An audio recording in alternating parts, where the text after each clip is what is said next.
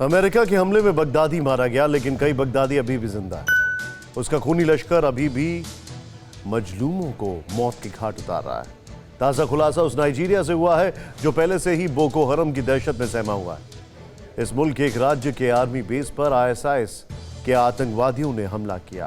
पूरी रात बारूदी आतिशबाजी हुई और सुबह इस्लामिक स्टेट के आतंकियों ने आर्मी बेस पर कब्जा कर लिया।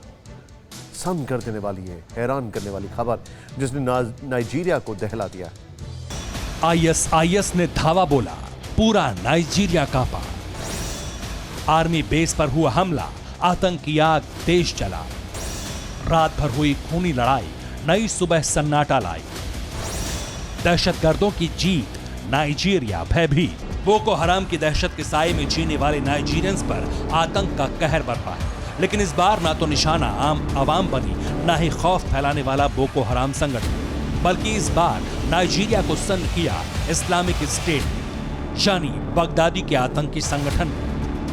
आईएसआईएस की शाखा Islamic State West Africa Province ने 15 जनवरी की रात नाइजीरिया में आर्मी के उन जवानों पर हमला बोल दिया जो देश में शांति बहाल करवाने की कोशिश कर रहे हैं। और यह हमला मार्ते के बेस पर इतना योजनाबद्ध तरीके से हुआ कि लड़ाई पूरी रात चलती रही, लेकिन ना आतंकवादी रुके, ना ही उनका असलहा खत्म हुआ और सुबह होते ही उन्होंने आर्मी बेस अपने कब्जे में ले लिया। आईएसआईएस के इस हमले को आतंकियों की जीत के रूप में देखा जा रहा है, क्योंकि इसके ठीक एक हफ्ते पहले ही मार्ते के इसी बेस पर हमला बोला गया था जिसमें आतंकी नाकाम हुए थे, लेकिन अब उन्होंने बेस पर कब्जे के साथ अपनी जीत का झंडा बुलंद कर लिया।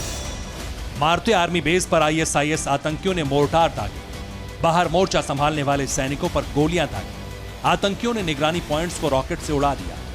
आर्मी बेस में तैनात सभी सैनिकों की हत्या कर दी गई। इसके बाद हुआ कब्जा, जिससे आतंकियों की ताकत और ज्यादा बढ़ गई, क्योंकि पूरे बेस पर कब्जे के बाद हथियारों का गोदाम भी उनका हो गया, जिसमें आर्म्ड व्हीकल से लेकर रॉकेट लॉन्चर, मोर्टार फायर और भारी मात्रा में गोला बारूद मौजूद था।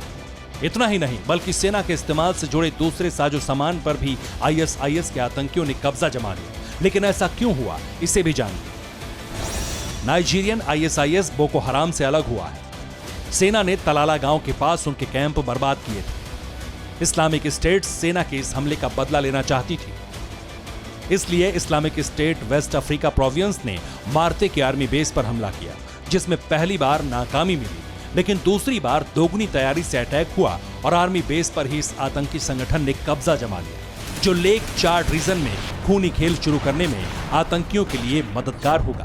Bureau report, TV9 Bharatvarsh. परवाह देश की, सोमवार से शुक्रवार रात 10 बजे TV9 भारतवर्ष पर।